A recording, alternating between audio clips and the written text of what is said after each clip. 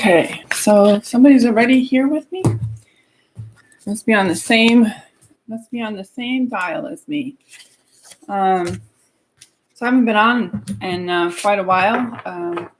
A lot is changing, and with that means that I can't always be as present as I need to for you all. But there's a lot of stuff happening within me. There's a lot of stuff happening on the astral fields. If you weren't already, we're doing a lot of work at night. Some people still are reporting strange dreams, so that may be something that you still may be experiencing. I have not had one in quite a while, but I know some people are still having them. So that's still happening.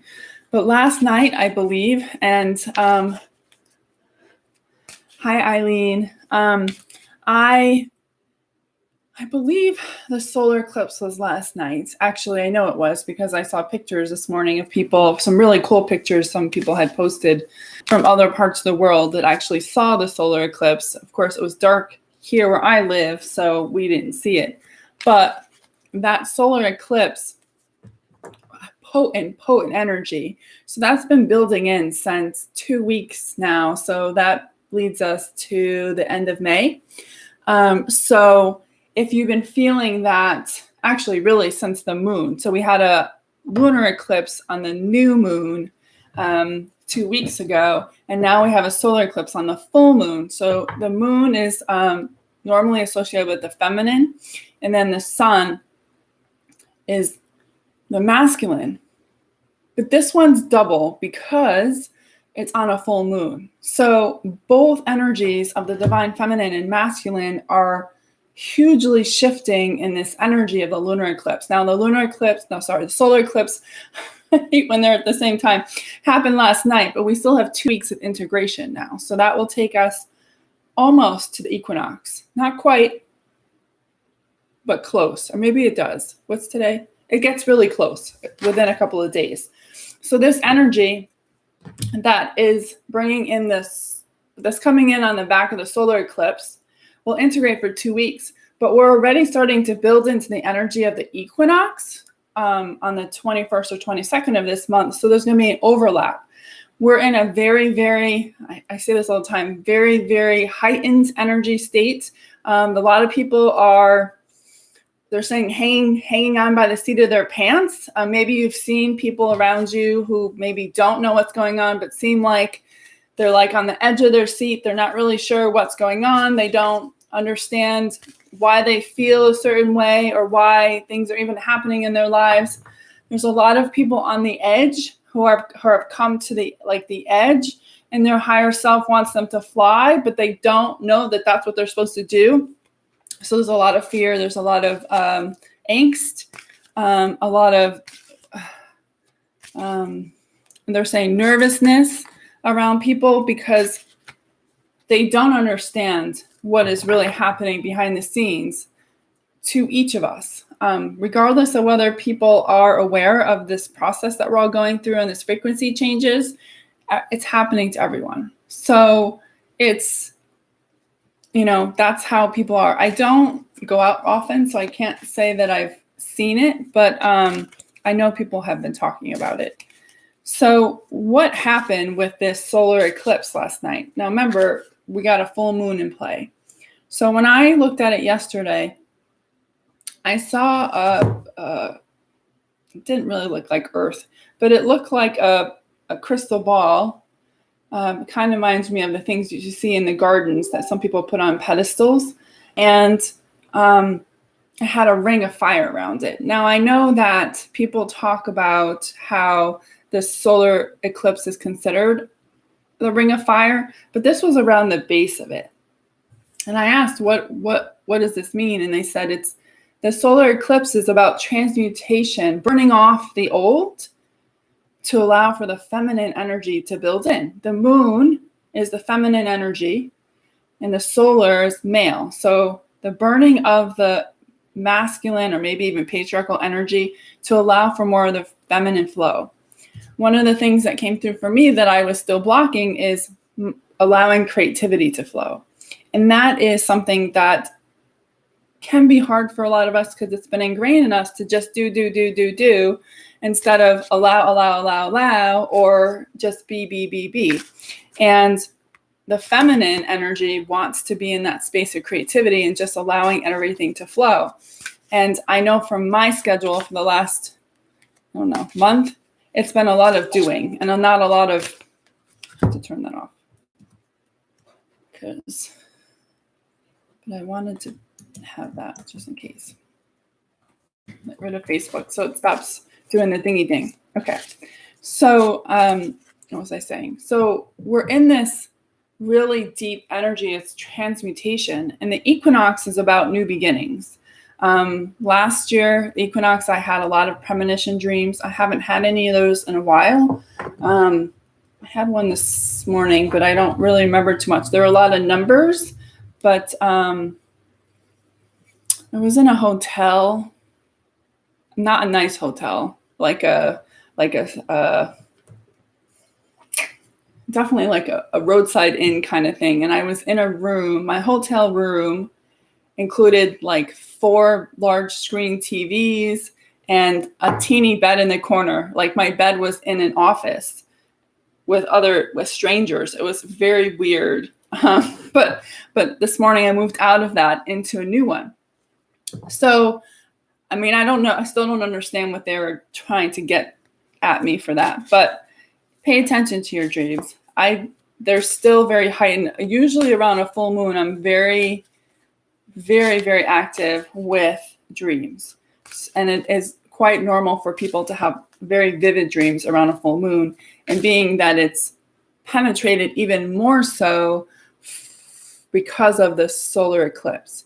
Now, I've been paying attention a lot to what people say, and not so much us. Like I'll watch something and my husband will choose something, and then like the intro will make me think, oh, there's something that I have to deal with that. So briefly, we watched something, I don't remember what it was called. It was called The Loop.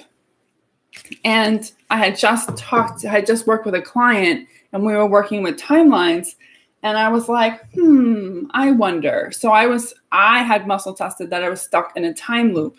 Who knows how long that is? Like, it's a continuous of this same process over and over and over again. I think many people feel that way now, where they feel like they're just in this ever-ending loop and nothing changes. And that's because there's a time loop that we get stuck in. Mine was past life. So I've been in that loop for a long time. So there's a lot of time stuff happening right now. There's a lot of new timelines being created. There's a lot of old timelines collapsing. There's a lot of splitting of timelines. So what I mean by splitting is that your timeline comes in and it splits off and a new one comes in. Merging of timelines. It's all happening as part of the solar eclipse. And really the ask is, can you fully step into your power and embrace the creative flow that wants to birth through you? This is very much about the water breaking as we move into the energy of, I think, Cancer. Cancer comes up next. So where in your life are you not allowing creativity to flow? Now, creativity looks different for everyone. It doesn't mean you're supposed to go out and paint or write a book or do something with your hands. Creative is through communication. It's through play. It's through solving problems. It's doing jigsaw puzzles if that's your deal. It's just allowing yourself to just explore ideas. You know, it doesn't mean you have to run out and start them. It's just play with them. And we get so bogged down in the everyday that we forget to embrace this part of ourselves. And your divine feminine aspect of yourself wants to be included in whatever you're doing every day. Even those things that you're doing that are more masculine, she still wants to be part of that. But we have to learn how to embrace her and learn how to use both the feminine and masculine at the same time. Right now, including myself, I've been really focused, a lot of masculine energy, I have a lot of doing going on. And the feminine's been complaining. But I have not yet figured out how to be in both, because really that's where the magic happens, when you can be in the moment and be working with both. So creativity is the imagination and the creation of ideas, and then the masculine is the doing, bringing it to life. They're saying we have to figure out how to get to that sweet spot. That's awesome, Elaine. So I know for me, I know when I'm out of sync because my legs start to hurt when I'm out of sync with creativity. My body just says, you're done. I mean, I've been doing a lot of gardening, which I figured was feminine, but it was more doing than it was creative at that point. It was just like, get the stuff in the ground because it needs to be done kind of thing.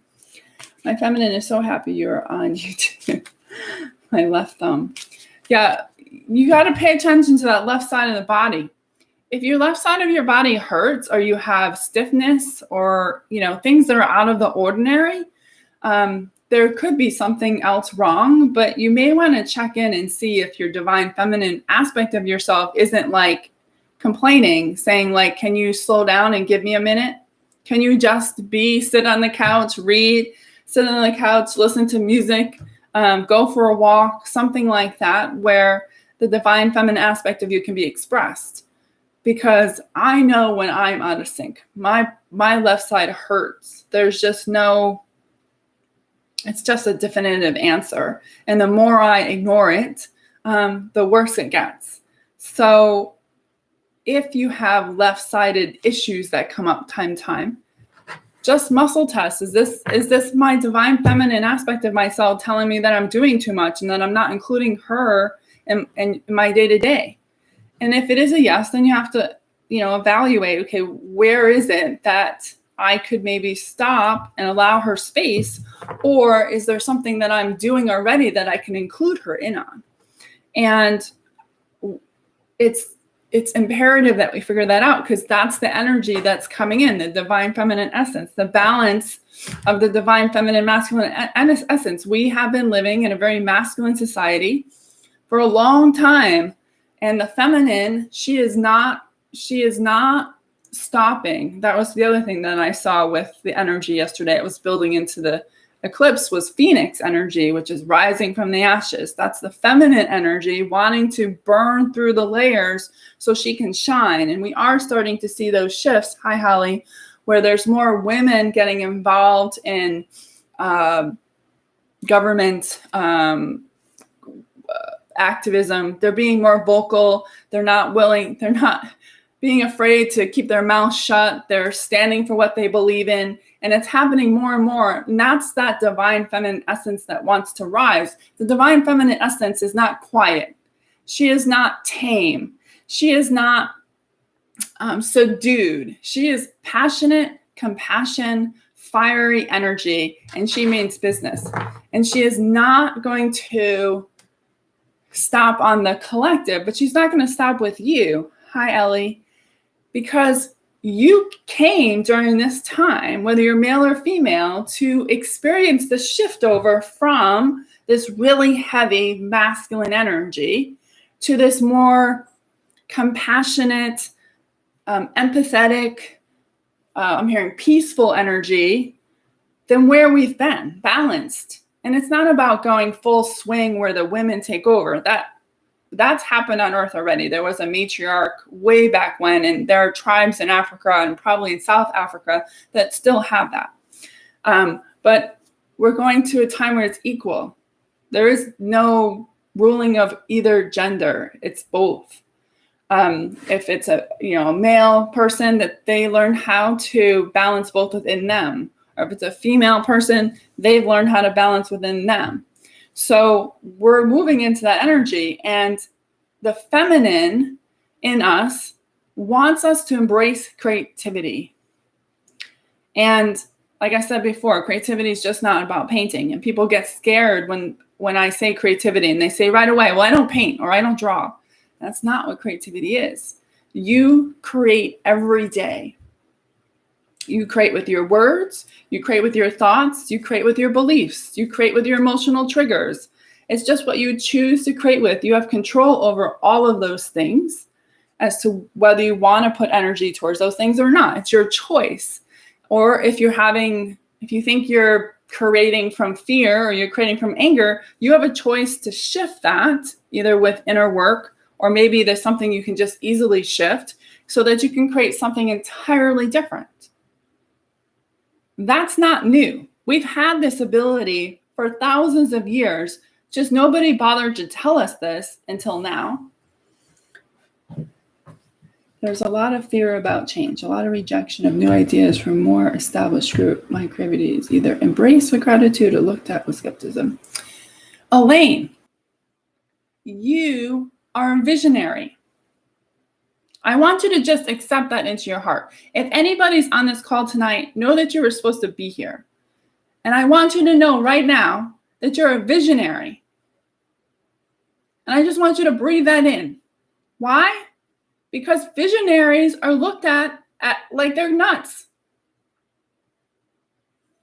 Because they buck the trends, because they won't stand for the status quo, because they won't keep their mouth shut, because they won't do the big, because they'll go do the very big scary things that no one else has the guts to do.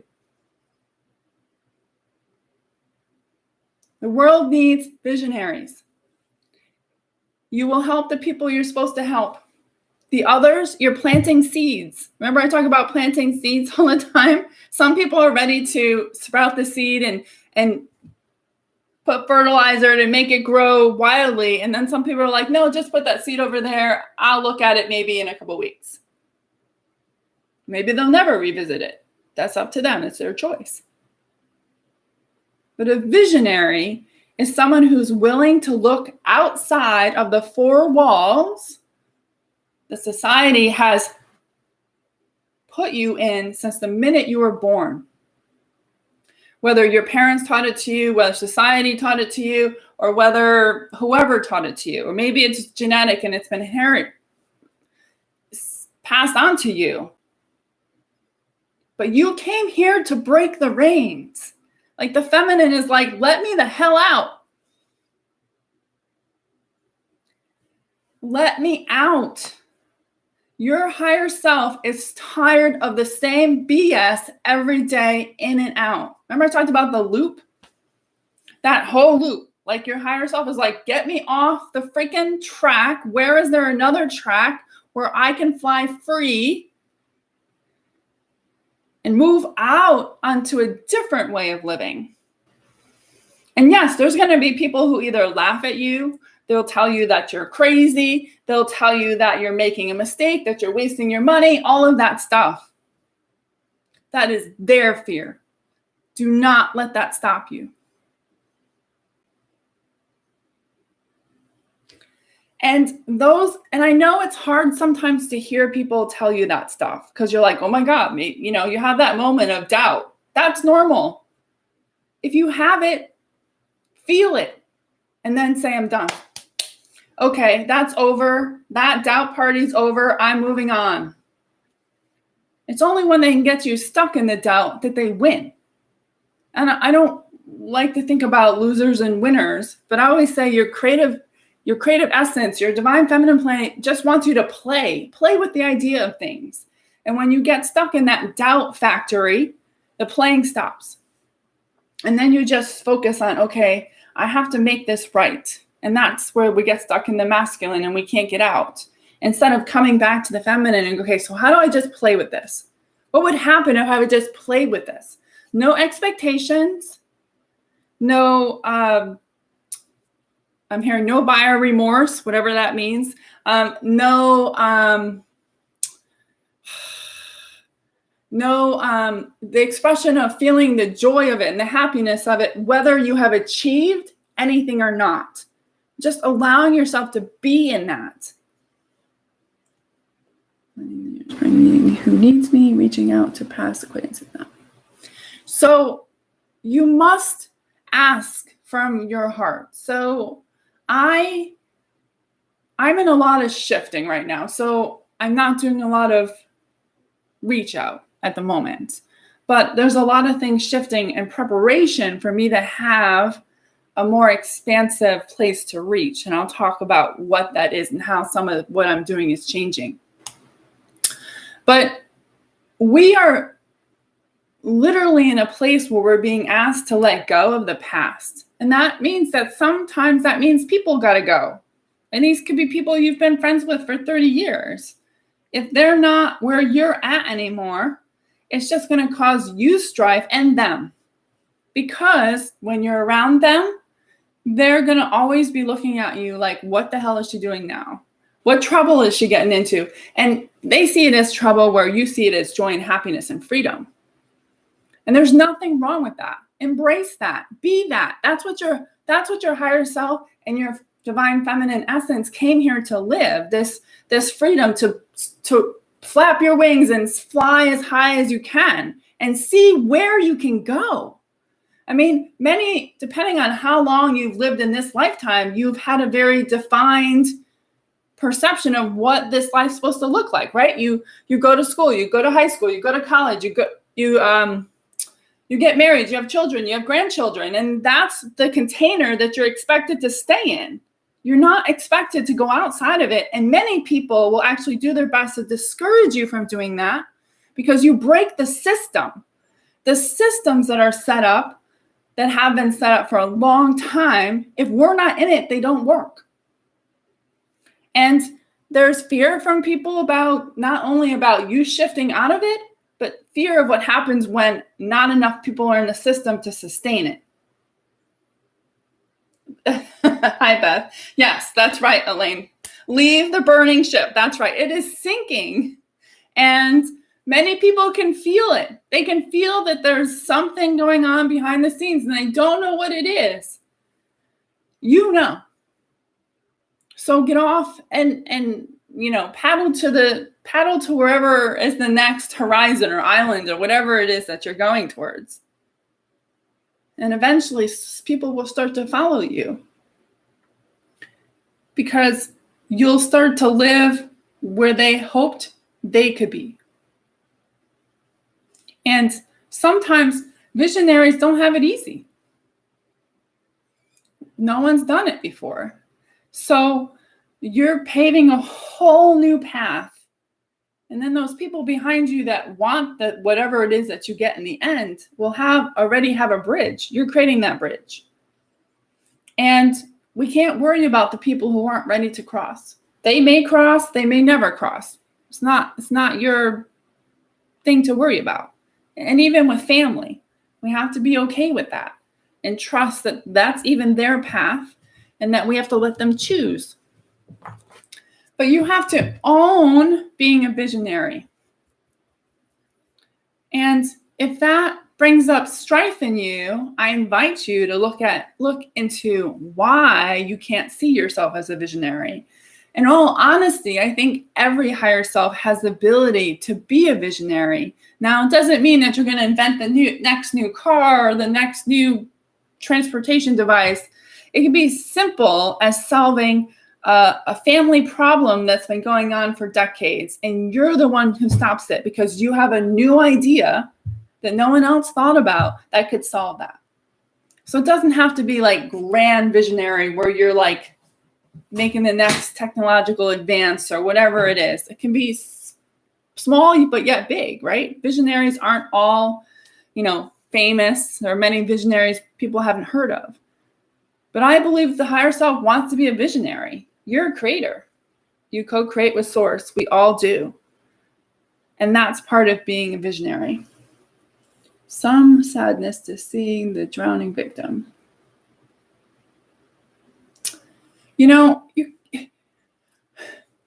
Sadness is fine. It's part of part of empathy to see where people are. But they're saying you have to be careful because there's a difference between being sad because you don't see them as being as free as you think that they can be versus grief. And they're saying what you're actually experiencing is grief of loss, which is different than sadness. Sadness is, I wish that they would just listen to me because their life would be better. And then you have this sadness where grief is this thing that you've lost someone who you thought was on the same playing field as you, or that you had to leave behind on the burning ship because they weren't willing to to open their eyes, or maybe not from a judgmental place, but just being willing to potentially see another grass field with different flowers. That's awesome, Holly. Great. I'm glad that went well. So we have to be willing to work through that. And we have to be joyful and step into our own power. Those people, they all have, they're showing me the ship, and they're saying everyone has a lifeboat. There is no one who doesn't. It's their choice if they choose to use it or not. And, you know, we don't have to be okay with it. We just have to accept, just like we want them to accept us, we have to be willing to accept their choices, regardless of what,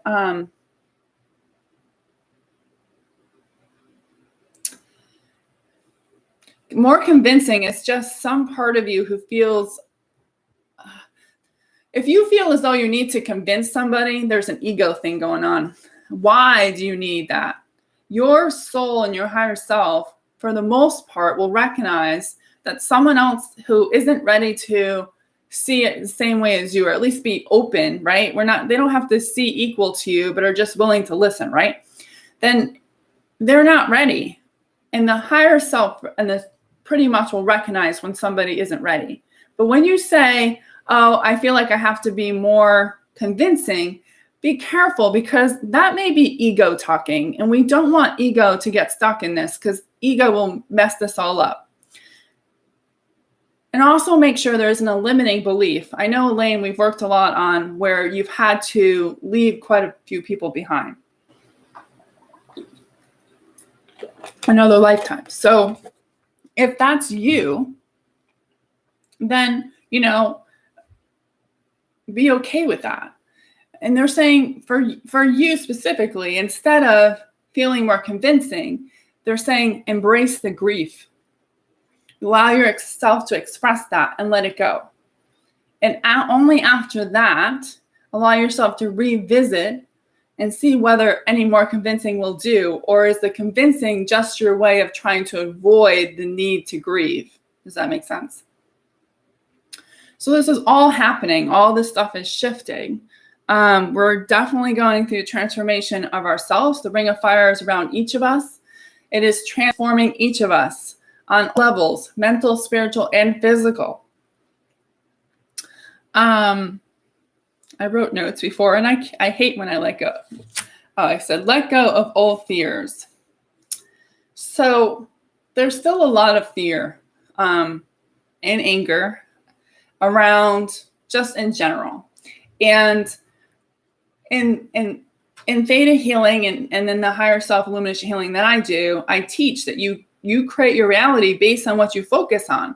If you're spending a lot of time in fear or anger, resentment, you will manifest proof of that all day long. All day long. But if you are willing to shift that and work through why you have that, and we're willing to allow yourself to just even come to neutrality, never mind, if you can't get to unconditional love, joy, and happiness yet, that's okay. But if you can get yourself to neutrality, so center point where it's like whatever, that's great. Because then what will happen is you'll manifest proof of neutrality. And from being able to manifest proof of neutrality, you'll start to be able to shift into joy and happiness and or unconditional love, and be able to shift into manifesting proof of that. All three of these narratives exist all at the same time. When you shift out of fear, anger, resentment, your perspective changes to see something else that was already there. It's just because of the emotional frequency you're holding and your beliefs that are preventing you from seeing that there are other avenues around you that you couldn't see before when you were in fear, anger, resentment, jealousy, envy, whatever it is. Just by shifting it, you will see a new perspective of neutrality. And from there, you can get to joy, happiness, peace, whatever it is. And that may take time. You may spend 6 months in neutrality. That's totally okay. Yes, Exactly, Elaine. You just need to let it go.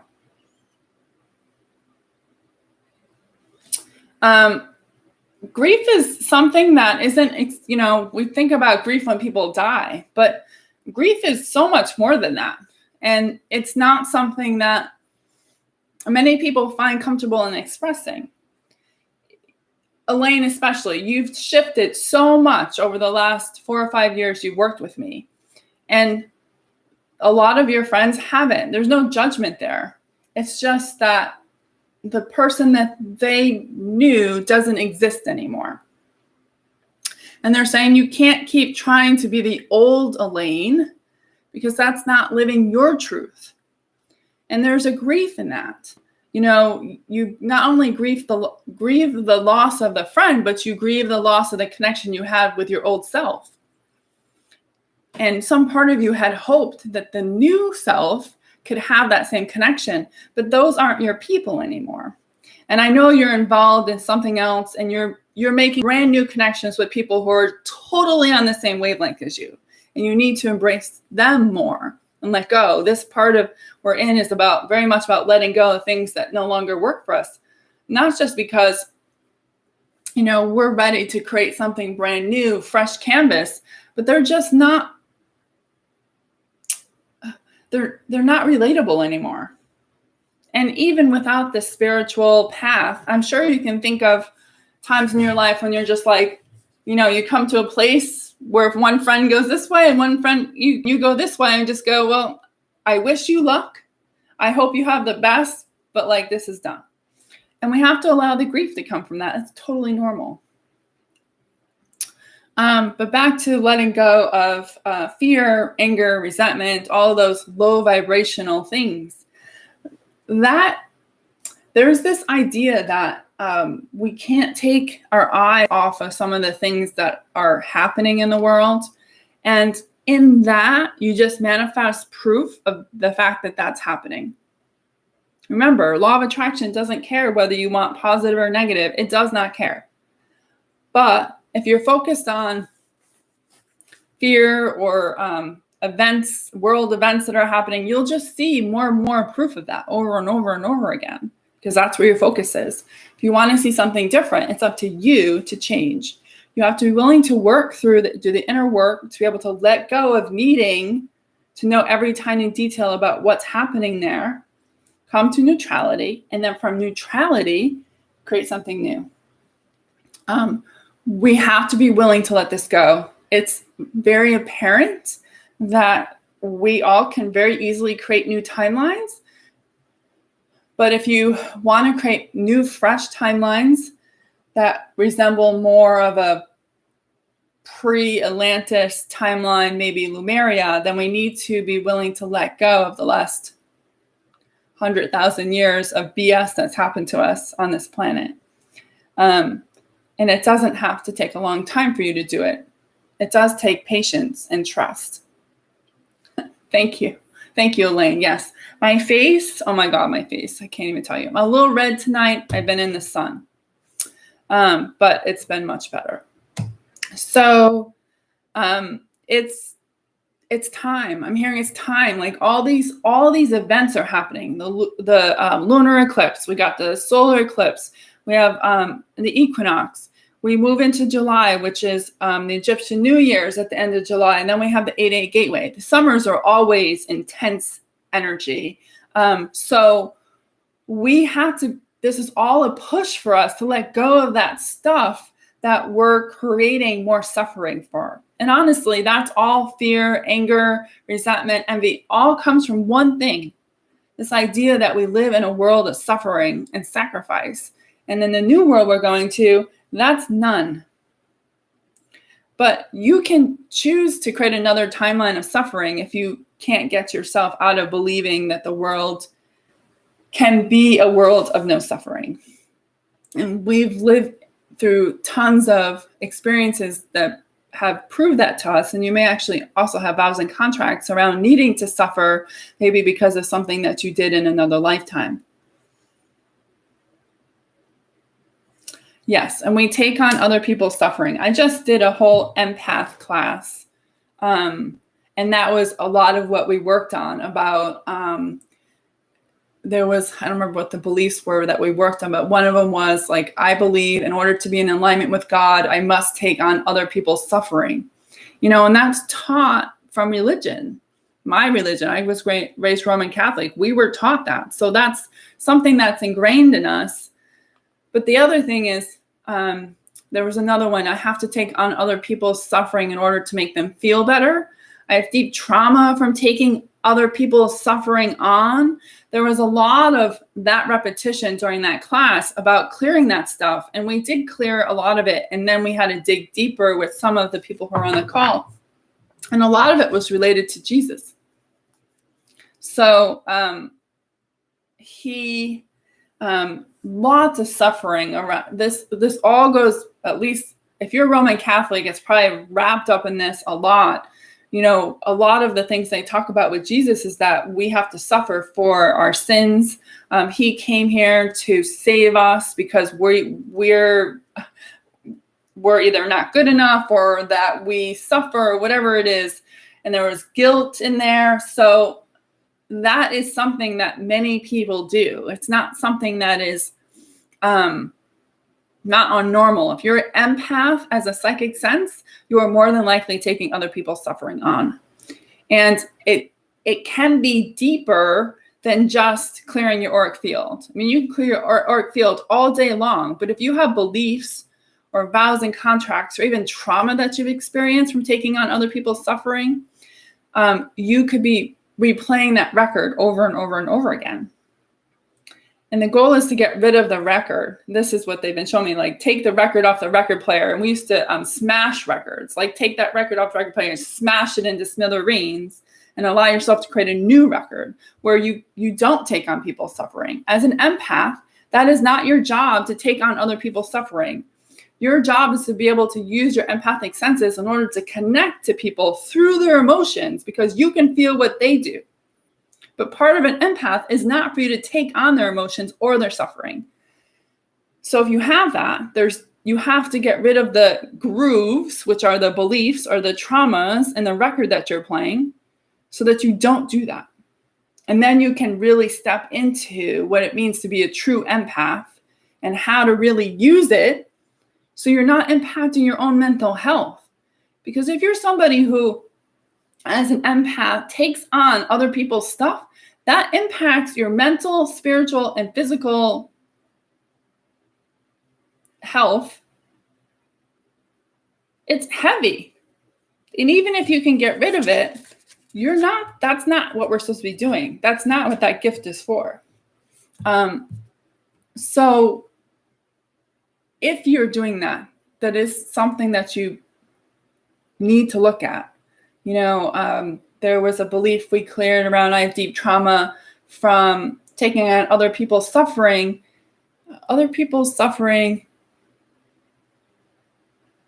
Something like taking other people's suffering and not stating my own, or my emotional needs don't matter as much as someone else's, or I've quieted my own voice to take on other people's suffering to make them feel better. Those are all things that empaths sometimes struggle with. And that's the whole point of that class, was that is not your job as an empath. It's a lie. Empath is a gift, but it needs to be shifted as to what it really is. And in essence, empath is about being able to be kind and compassionate to someone regardless of where they are. Because you can feel where they are, so you have kindness and compassion for their struggle. Does not mean you have to take it on. In fact, I advise that you don't. Yeah, that class did turn out great. Love the world at peace. So suffering, thanks for the guidance. So more people around me look at suffering as expected. And people do. Let's just, look at religion and culture. How many religions and cultures have had a struggle for centuries to just get by? Hard work, struggle, all of that stuff. So, sacrifice is built in, and in sacrifice is suffering. There's a lot of genetic connections to many lifetimes of suffering. So it's ingrained in us before we're even like activated into it in this life. So it's just playing that same record over and over again. I tell you right now, Jesus doesn't want you to suffer. Mother Mary doesn't want you to suffer. Mary Magdalene doesn't want you to suffer. In honesty, none of your guides or source want you to suffer, because that will prevent you from being who you were supposed to be in this lifetime. As an empath, you could get to a point where you could transmute suffering. That's different. If you were able to get your auric field to a place where you could, they're showing me this like absorb, not into your physicality, but into the auric field and transmute it so that you don't feel it, but yet you take the load off. They're saying that's possible. They don't want anyone to start there unless they've been able to master not taking on other people's suffering, but instead just being able to relate to people through their emotions, because you can feel where they're at. All things are possible, they're saying, but one step at a time.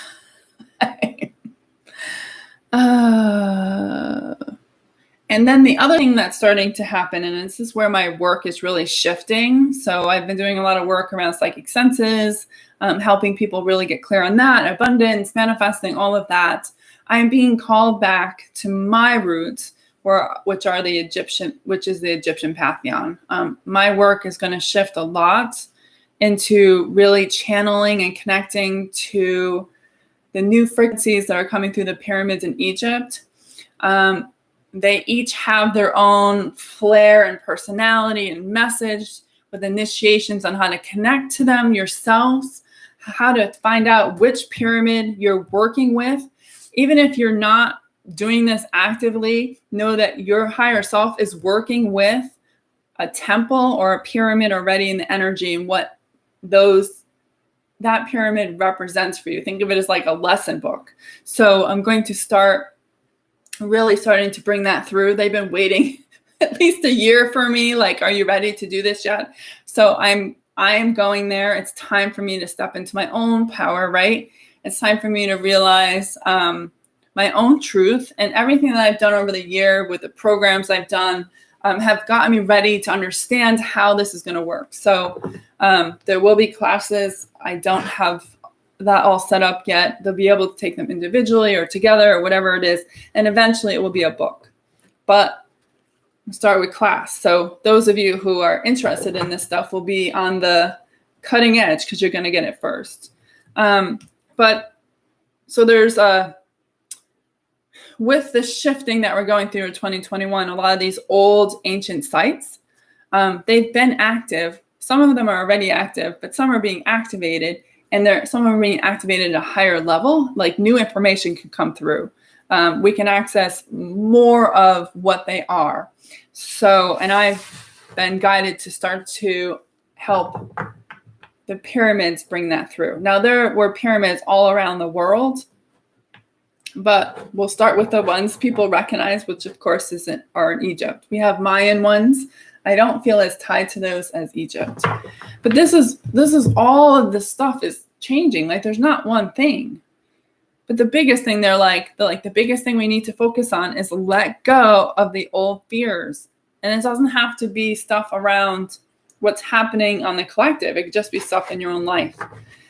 Because they're saying there's a new fresh canvas coming for you all.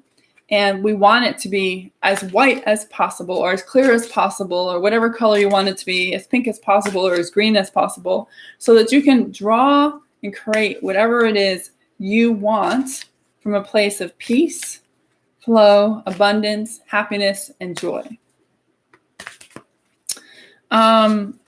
So, we all have that choice. So I'm going to do the 3-card draw. I do have some new cards too we're going to play with tonight.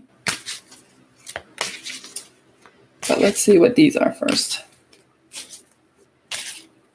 I started to before. I'm hearing the song, Come Together. It's an old song.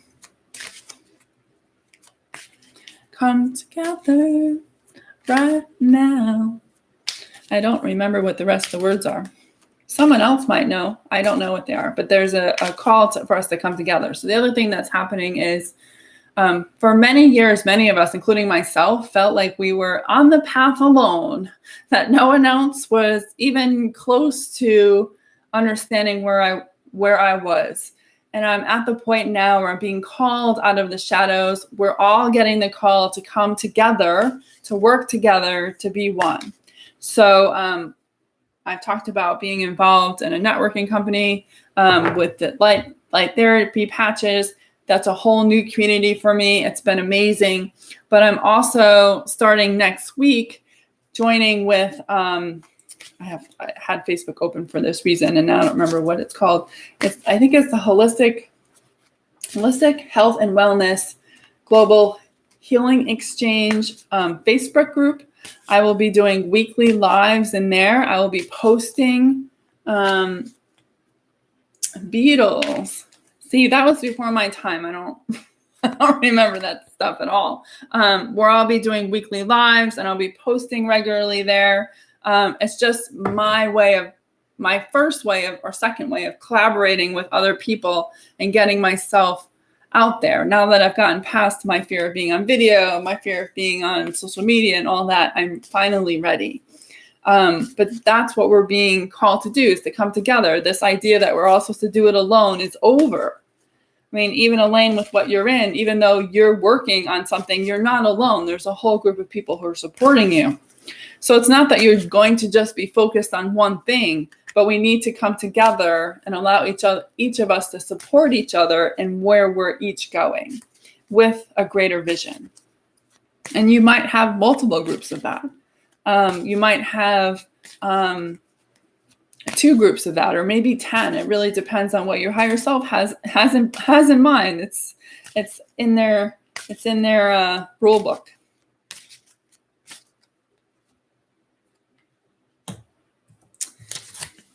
Oh, these cards. They're not bad. It's just the same ones all the time. You would think, I haven't done this in a month, that they'd be different. Not so far.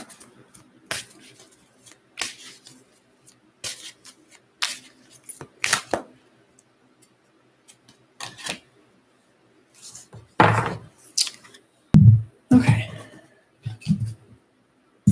Yeah, so once I'm done with this video, I'll post all of that so you guys can find me on Facebook. That's a Facebook group I'll be in, for starters. We'll see where else that goes. I'll still be on YouTube. I don't know how much YouTube live I'll do. That hasn't really become clear, but I'll still be on YouTube doing regular videos. I'm going to become more visible. That's really where my thing is. So the first card, we've had this before. This is encouragement. This is just keep going. Like they're hearing, don't look back. You know, the past is over. Look forward.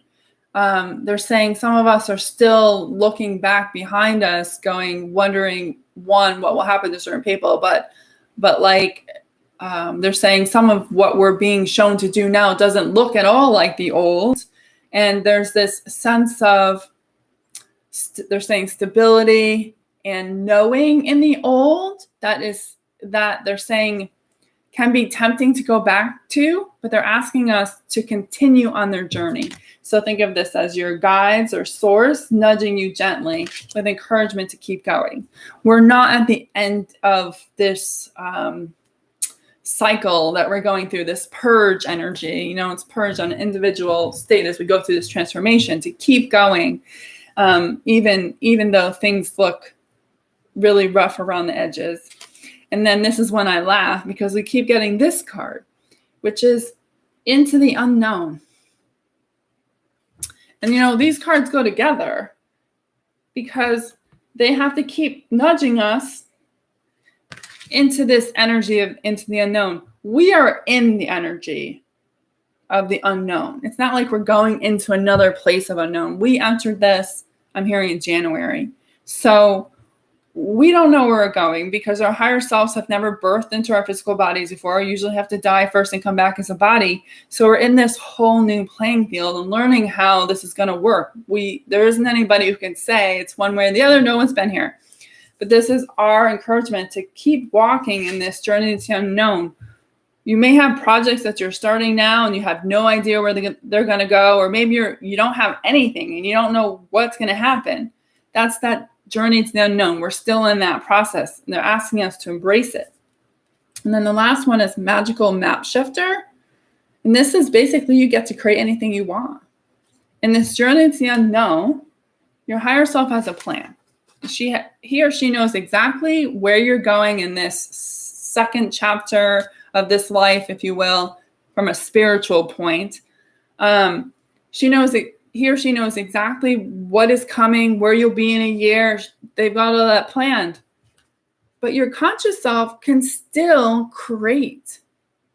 Like, think of it as like an overlay. You know, she's building the foundation, and you get to figure out what color the house is, whether it's 2 floors, 3 floors, how many people live there. You know, if you have a beautiful garden, like what are your, those things are bring you joy. So you have the ability to do that.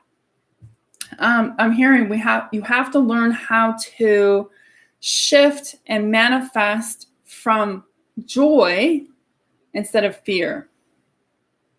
I briefly talked about this before, but that's an interesting thing because I know it's something that I've had to work through. When you're struggling with money or a job or with love or whatever it is, it's sometimes really hard to think about having it, to make believe you have it, as they say in like Abraham Hicks. But the thing that we can't do is to try to manifest from lack. You can't manifest out of fear. You'll just create more of the things to do that. But in this higher dimension, we have to learn how to manifest from joy. What does that look like? Well, when you're trying to create something, ask the universe assistance with something, let's say, you have to get to a point where you are excited, and that's that joy. Now, it could be full-on excitement, or it could just be like, this is really going to be cool. And you have to manifest from there to allow for bigger things to come in, potentially bigger than you can imagine. Yes, totally, Elaine. I'm looking for a job leaning towards what I used to do because it's comfortable. We're in an energy of the unknown, Beth. And that's, they alluded to that about, wanting to look back at what we had, an old job, an old way of being. And I can tell you, I've been there. I haven't worked corporate America for like 3 years. And there's still moments where I'm like, gee, I just go back and work. But I know my soul would, I think, die inside if I did that. Sometimes I think it's easier. But then I remember it wasn't in ways. But we're in the journey to the unknown. I know for you were taking classes. I know that you're exploring other avenues. Where is it that you can shift into your magical map shifter to create the life you want without that job? Take each event in your life as an opportunity to create something new from joy. So Beth, what is it that your higher self wants for you to do that will bring more joy or allow you to have more joy in your life? Now, I understand money can bring joy because it pays the bills, keeps the lights on. But what else would your higher self like to experience through a job? And job is a word I've been trying to figure out a new word for because it's a very 3D MO, and there's a different word for it that I've not gotten it because it ain't work either. Your higher self wants no part of either of those words. It's I'm hearing it's a state of being. So we have to get to a point like, how do I get to a state of being that will allow me to thrive, not survive, thrive. And in this journey to the unknown, your higher self knows what that looks like, but it's going to be scary as hell if the chapter hasn't totally shown itself and we don't know when it's coming or what it will look like. And it may be even something that you look at first glance and go, oh God. And then when you take it, you realize it's the best blessing. This is what unknown is. And unknown is uncomfortable. We as humans like to know what the hell we're aiming for. It's like all our life we've had this target board and we've had darts. And Source came away and took away the target board. We still have the darts, but there's nothing to throw them at. And that's really unnerving for some people. But you have to trust that Source and your higher self have a plan.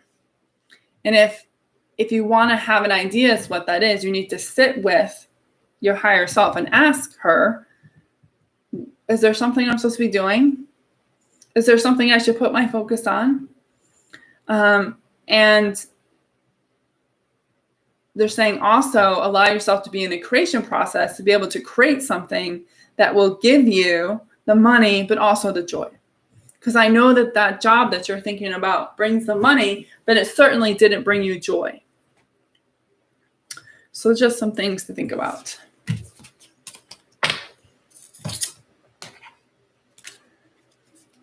They're saying the job thing is an easier route. To the right cards, I think. These are those.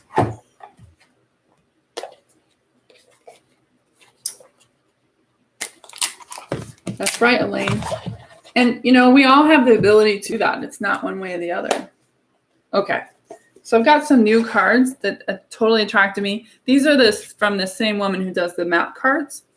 This is the Oracle of Seven Energies. So we're going to see what happens tonight with these. These are kind of cool. Okay. So I want 2 cards from this. So let's see what that's about. Oh, and I've been seeing 11s for the past 24 hours. 11. I saw 11 in my dream. 211 last night. 311 last night. So there's a lot of 11 energy. And of course, tomorrow is 611. Every time we have an 11, it's a choice point. We get to choose which way we're going. Whether we go right or left, we're at a choice point. Yesterday I was on a client call and I received an email from April 11th. And I thought, what the hell? So I went back and read that email, which was like a synopsis version of what's happening in the world based on history. And I went back and read that. And I said, okay, I don't understand what the hell that means. But again, it was another 11 and tomorrow's an 11 date. And I heard since 411, we've been in a repeating pattern over and over and over again where it feels like there's been no movement. It's just like we just restart the whole day. And it's not from a personal standpoint so much as a collective that we've been in Groundhog Day energy since April 11th. And what I've been shown is that tomorrow we will shift out of that. No idea what that means, but I'll take it. I have not felt stuck, but I can see where they're getting at with that. Those are my founding father friends who come through and give me little tidbits about things. They didn't really have anything to say other than the fact that the pattern that started on 411 in and around that will shift and we will start to see change and forward movement. Numbers are really important. Numbers can be as simple as your guide saying, hey, hi, how you doing? You're doing a great job. Keep up the good work. Or it could be telling you to pay attention to something else. I was seeing 11 a lot. I know 11 is a choice point. Shift even to a higher timeline if you want. I don't know what I'm currently. A month ago, I didn't know about what I'm currently doing. Now it seems so natural. Wondering about what other new events will transpire. So important to be open. You're welcome, Beth. Yes, you have to be open. That's, part of the course. But there's and I didn't really see it that way until I went and reread the email on 411. And it's the same stories that are still being talked about 2 months later. It's the same thing. So there's going to be a shift there after this 611 date. So we'll see what that looks like. And as that shifts, they're saying it will allow other shifts to happen personally. It isn't just a collective thing. Even though I've already feel like I've been shifting, there's going to be even a larger shift. And the other thing that you can do is that if you see 11s a lot, and I've been seeing 11s a lot, is that it's a portal. So I know I'm going to go through a portal, but you could ask whether or not your higher self, you could muscle test whether your higher self has made the choice and whether or not your conscious self has accepted the choice. Hopefully that makes sense. The job thing is the easier route. Yes, they said, I wish I could remember the exact words they said. This is what happens when I channel. It's the easier route. I'm hearing now, it's the easiest route, but it's the endless loop.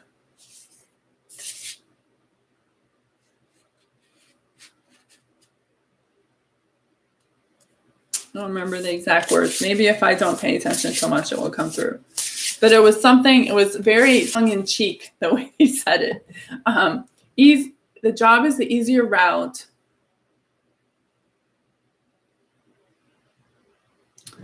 They're saying the job is the easier route, but it doesn't pay the emotional bills. Hopefully that makes sense to you.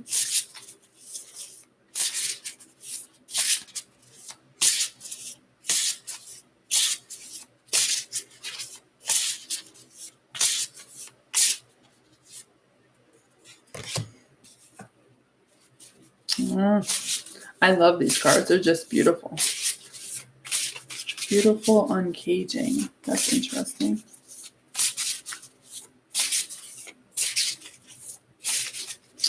What does your heart want? Remember, they keep just saying, stop creating from fear, lack.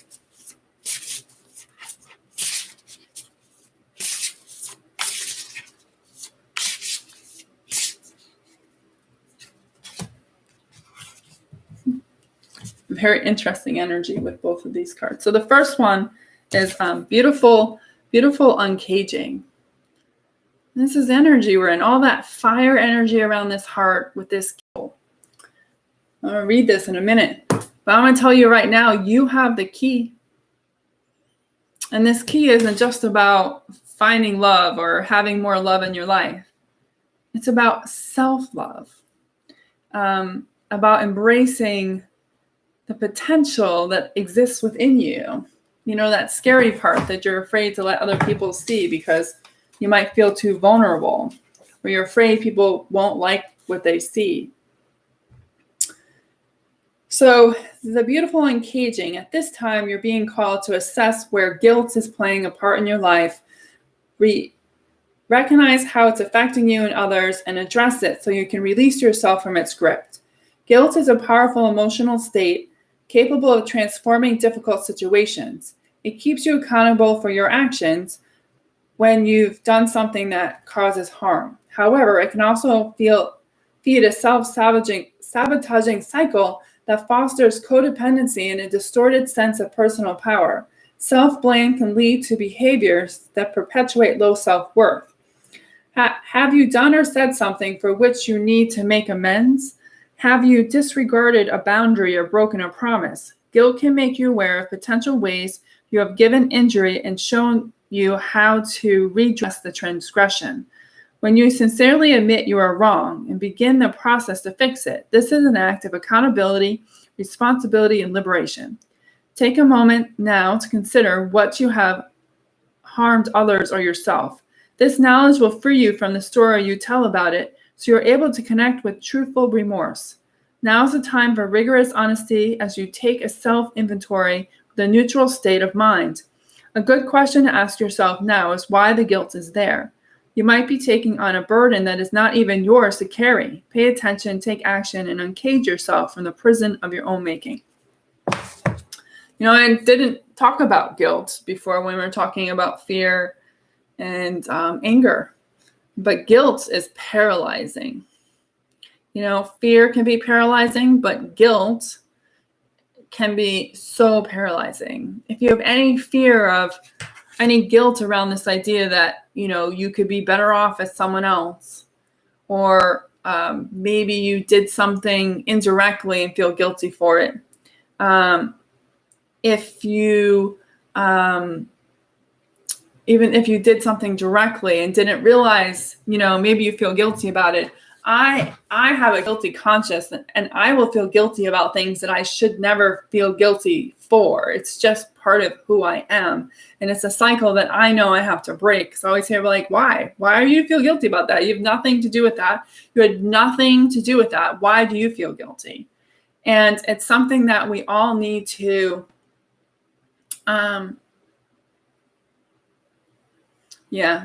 So is there guilt there too, though, Beth? Because guilt can bring us to fear, and it can masquerade as fear when it's really guilt. Is there something that you yourself regret not doing? Or is there something that you wish you hadn't done? Or, that's all tied to guilt. And guilt can create fear. But we blame the fear, but underneath it can be guilt. Maybe we fear not being successful, or fear making the wrong choices because we feel guilty about something that we've done that didn't add up. Maybe we thought we were doing the right thing, or maybe we didn't. And then we have guilt, and the fear is hiding the fact that it's really guilt that's the issue. If you struggle with guilt, you have to work through forgiveness for sure, but you have to maybe figure out where it's coming from and know that it can very much be past life. There is a lot of, with my work with clients, many of my clients have known Jesus in past lives, and there's a lot of guilt around what happened during that timeline. And then guilt can masquerade as fear in this lifetime because you're manifesting as fear instead of guilt. So I had to work through guilt probably a month or two ago, and it took quite a bit of energy to get through all of the guilt that I was definitely holding. And my guilt wasn't manifesting as fear, it was manifesting as anger. And they can mask each other. So that's something you just muscle test. Do I have guilt that I need to process? And guilt, especially if it's something from 10 or 20 years ago, can be stirring up stuff inside of you without you knowing that you're still holding the guilt. So guilt is a big deal, and it can totally sabotage you. I mean, I hope I don't do this anymore, but when I would make decisions, I would make up stories to be guilty about before I would even make a choice to do anything. If I did this, I'll feel guilty because this person, or I'll feel guilty because I didn't live up to that promise, or I'll feel guilty because of this, and then talk myself out of making a decision because of the guilt that I think I might have. So guilt is very much a trap. And if you hold any guilt, the ask is for you to get yourself to be able to process it. And then the other card, all this red energy, the heart, bearing fruit.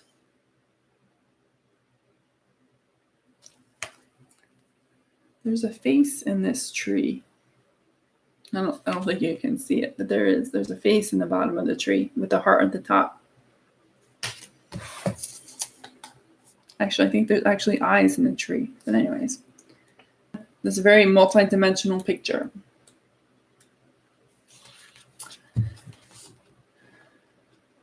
If your life were a tree, what fruit would it bear?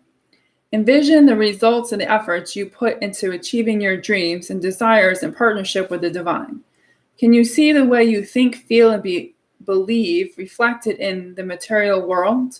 There's always a correlation between what you see, what you expect to see, what you intend consciously, and what you project unconsciously.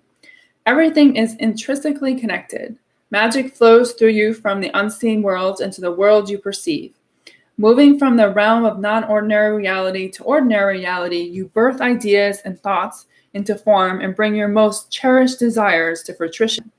Not all ideas will bear sweet fruit. Sometimes you will reap a sour and bitter harvest based on your sense of your personal narrative and your assumptions about others. You are in a powerful and fertile season of your life when you're particularly good at making things happen with very little effort. Pay close attention to what you're manifesting now. From your career to your personal relationships, your influence is strong at this time. If you don't like what your life is yielding, prune the proverbial tree and get into alignment with what generally lights you up. Remember, your birth into the world, that which you pay most attention to, and consistently hold within as your truth. Be clear about what you intend. You can make this commitment. So, Beth, I hear this all the time. I hear it from my husband, in fact. If I, or even when I was looking, when I was finding it hard to find a job that paid equal to what I was getting paid when I was looking for a job. And I understand that narrative.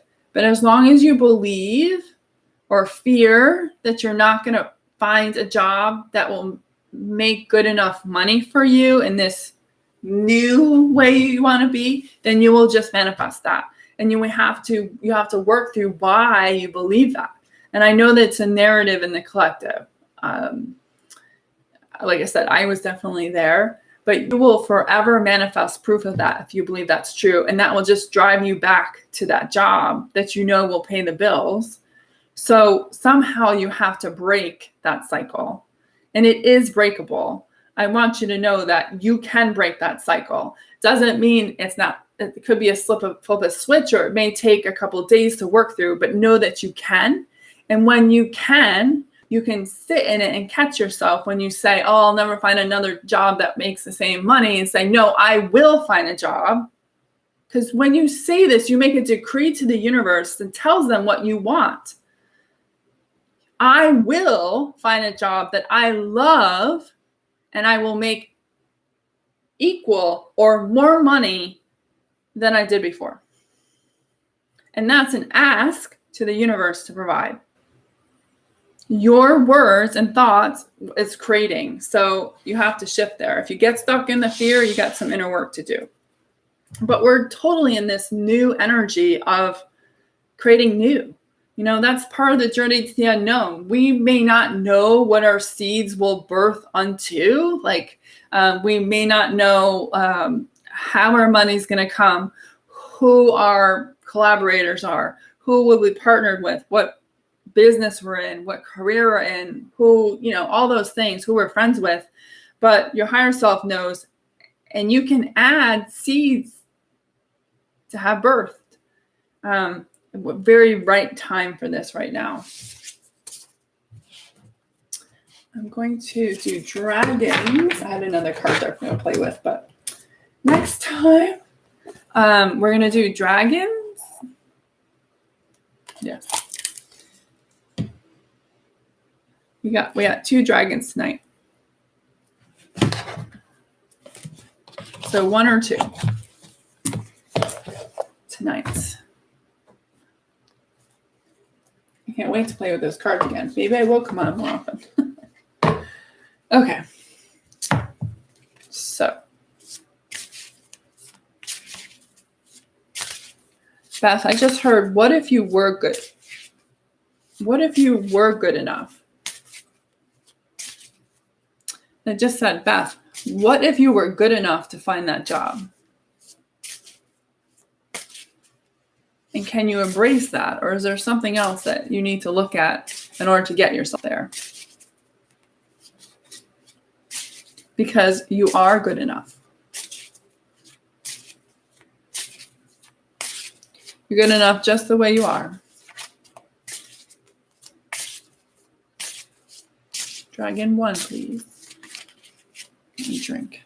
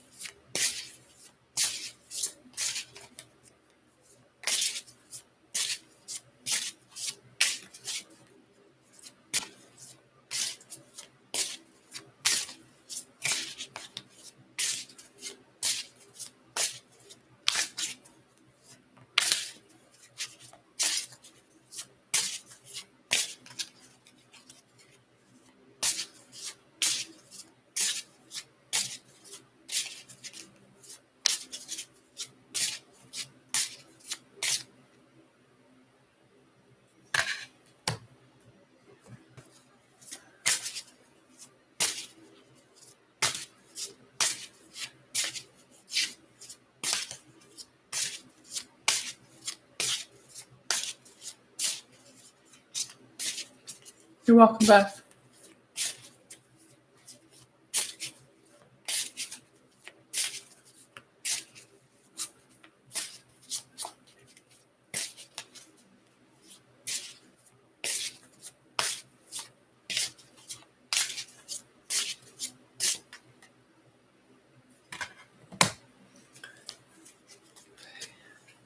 There are 2 cards.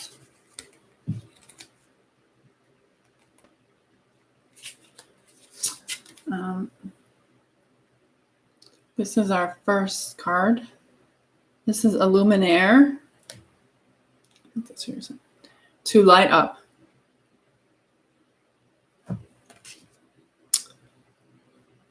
I illuminate what can't be seen, that which is either hidden from or within you. Your truth needs to be seen and shared. You cannot hide behind your mask forever. Your shields of false protection don't serve you. Only truth has integrity and can stand the test of time. Stand in your truth and power. Illuminaire appears when we are not listening and have been resisting that which needs uncovering. This is usually of a spiritual or deep healing and personal nature. Rest assured, you are now ready to deal with whatever has been lurking in the depths of you. Whether this is a spiritual awakening or deep healing, it is ready to be released. Spiritual warriors of Earth, collectively, we can change the world. Mankind is not yet ready for us in all our might. You and others like you are preparing the way, anchoring the light into your planet. Are you ready to continue your amazing journey of empowerment? So Elaine, well, we'll see when he comes through, but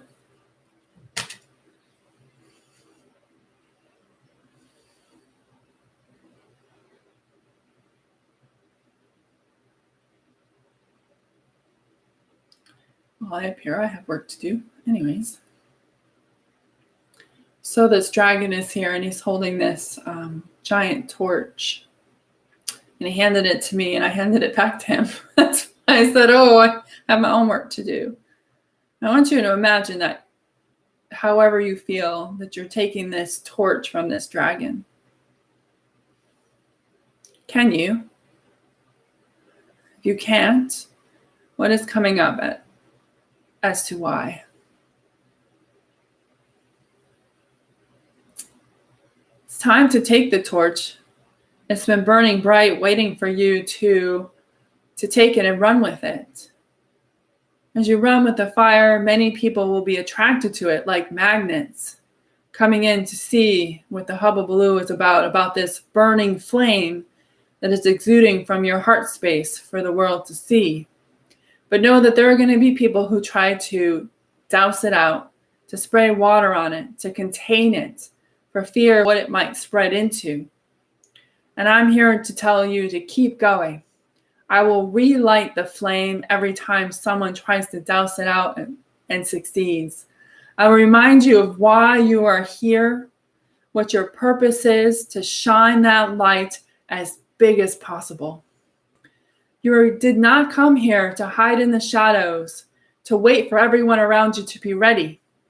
You came here to shake the tree, to shine a new way, a new light, a new way forward, for you to be able to fly free, to embrace peace and joy and love in your life in greater ways than you can ever imagine, and to shine the way for others to see.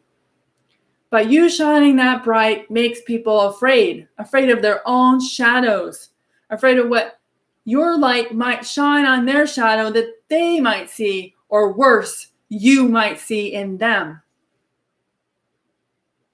You must shine the light with compassion, with kindness, with love, knowing that you will see things in people's shadow as you shine your light that may be uncomfortable.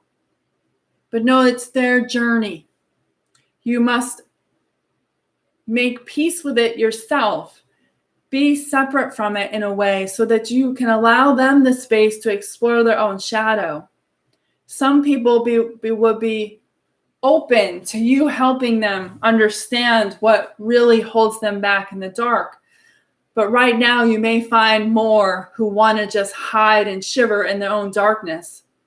You need to allow them to be there. They are not the ones that you came to lead the way right now.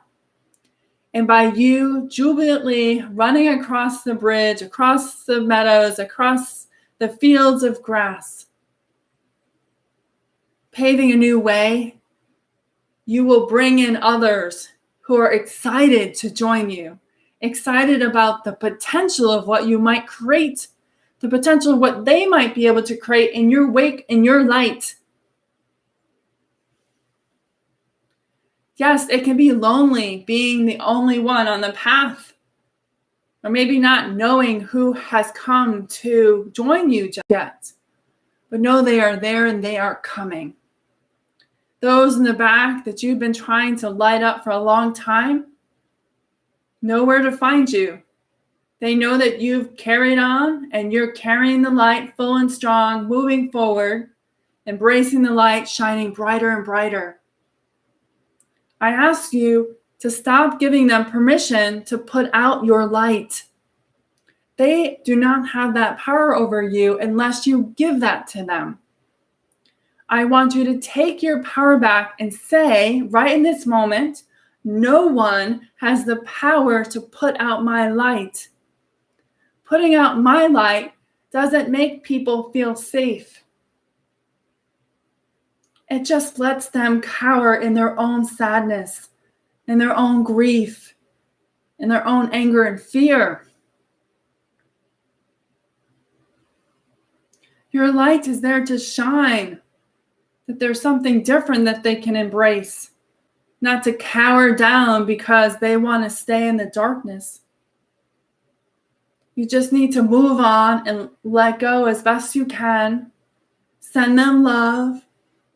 Wish them on their merry way and hope the best, that they find their way and their will to move through whatever is bothering them in their shadows. But your job is to pick up that torch again and start to run with it. The faster you run, the more you will attract to you that will make magic around you that I know is hard for you to imagine. And I am not asking you to imagine it at this moment. I'm just asking you to embrace the possibility of it. Those people who want to live in the shadows will not bring you that. They will just drag you into their own shadows. And that is not where you're being asked to assist. You're being asked to assist for those that are ready to walk behind you in your light as they gather the strength to light their own light, so then they can then lead others. Embrace it. Be that. And know this is exactly who you are. There's nothing you need to change. You just need to accept the mission. And I'm here tonight asking you if you're ready to fully embrace this flame and to stop giving people permission to try to douse it. It doesn't mean people won't try. I'm not saying that. What I'm saying is if they try, it still won't work because your flame burns eternally regardless of what people think of you. It's your light to shine. That's who you are. It may be too bright for some, and that's okay. But you should not dim your light to make others feel safe. That's not what you came here to do. So allow yourself to process that. Allow yourself to feel the emotions of hearing that. It's all perfectly okay. But I want you to be able to take this torch from me today or maybe tomorrow to allow yourself to fully embrace the light that you are. Great, Elaine. That's right, Elaine. No one has power to turn off your light. It is initiation. This card for sure. He was coming through loud and clear. In fact, I have work to do because, like I said, he handed me the torch and I gave it back to him. So I have my own stuff to do. Yes, rejection makes sense now. It's their journey. It'll be peaceful, though it require patience and understanding. The potential is so worth it. Yes. No one has the part. That's right. Okay. So the other card is Herney. Again, another one that I have to read because I don't know what his deal is or her deal is. It's Herne. Her, I'm probably saying it wrong. 3 X's and 3 of those. Okay. The earthly dragon of Herne acts as a reminder of the cycles of life, death, rebirth, and the turning of the seasons. He reminds us that everything is cyclical, along with how out of sync we are with the earth's natural rhythms, and that our internal body clock has forgotten nature's natural pattern. We couldn't imagine life without our internet-connected phone, social media, and 24/7 TV. However, all of these things act as a smokescreen from delving into ourselves, listening to our own internal pattern, reconnecting to ourselves, and in turn the rhythm of the planet's breath. He says, you celebrate May Day, Halloween, Christmas, and other festivals, yet you forget the true essence of what they truly signify. They are a celebration of the turning of the seasons, of the earth's bounty, and you're out of step with these things. It's time to reevaluate, to slow down your fast-paced life, for you are constantly spinning on your axis, rather than weaving with Earth's beautiful tapestry.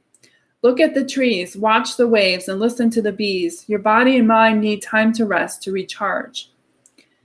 Love and life, for example, all these things in life are like the waxing and waning of the moon. It is forever changing. Okay, so let's see what else.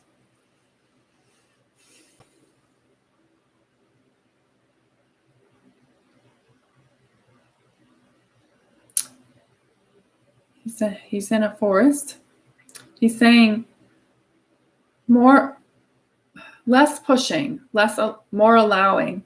He's showing me what looks like a new plant that has been just a seedling. And he's saying, I can't make it grow.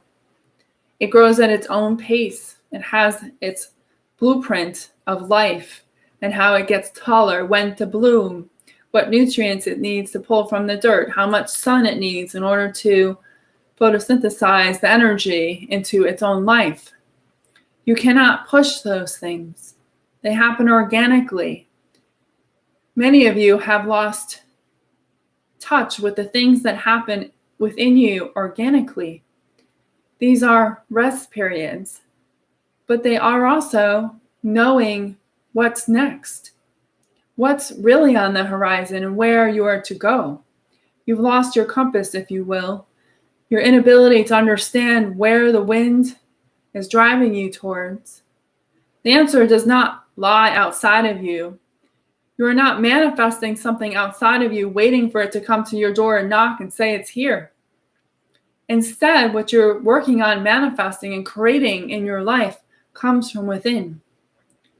When you allow yourself to trust that your natural organic blueprint knows how to create the thing that you desire most, you will start to create proof of it in the outside world. See, this beautiful flower that grows in the forest or in the gardens around the world doesn't react based on what the world tells it to do. It does what it knows to do. It knows to grow. It knows to grow leaves. It knows to flower. It knows to whether to bear fruit or not. It knows when its cycle is over, when it needs to renew itself. It knows when the seed is to be born. All the same information is within you. You once were created from a seed, and in that seed, all the information was compacted and blossomed into you. And the essence of that seed still exists within you, and it has all of the information you need in order to create what your soul desires in this next instance that you're looking for, this new beginning. So instead of looking out there and wondering where that thing is that you thought you wanted, turn the mirror and look inside and ask, why is it that you cannot create it? What is stopping you from within you? What is blocking your original blueprint that prevents you from being able to instantly manifest what you truly want inside of you? Manifestations do not come outside. They come within. It starts with your imagination. It starts with your trust in the universe. Trust in yourself to be able to create it. And most of all, patience that it will come. So if you find yourself struggling to try to get things outside of you to magnetically be attracted to you, no, it may be because your magnet inside of you is turned the wrong way and you're repelling it. And this can be due to experiences, failures that you've had in the past at trying to manifest something similar, or maybe even past lives for that matter, not feeling good enough, feeling like you never have enough. All those things turn your magnet away, so you propel the things that you want most away from you. In order to get you to magnetically call those things in, you need to flip the switch inside of you that allows yourself to create what you want from within, using that original blueprint that you were born with, just like this beautiful little flower that are waiting to blossom and grow in the forest. I see you and all of the people of Earth as little seedlings on the forest floor. All of you are different shapes and sizes, different colors, different leaf patterns. Some are tall, some are short, some are bushy, and some are narrow. But in the end, they all have the same thing, and that's this original blueprint that shows them how to grow, how to be, and where they're going, and what it is they are to do with their life. You need to learn how to tap into that energy, because the answers that you seek in order to create that which you desire lies in there. Don't let the world douse your imagination in believing that what is inside of you doesn't exist, because it does. Everything out there you've already created. All you need to do is shift to create things that actually work for you instead of things that don't. And you have the power to do that. And it lies deep within yourselves and your heart. All you have to do is be willing to jump into the pool of it and weed out that which prevents you from being in the flow of it, and magnetically connecting it all to you in one foul breath. Okay. So these are our friends for tonight. Very strong. They love these dragons. I love these. But I hope that was helpful tonight. Who knows when I'll be back on. Of course, I'll announce it in the group. Maybe there will be a more steady schedule in the future. I just know I'll have a lot of shifting right now, so I'm not really sure where that will be. But I will be on YouTube. I will post in the group. And I'll post in the description in this video about the Facebook group that I'll be going live in starting next Monday. So have a great night, and I will see you all guys soon. Bye for now.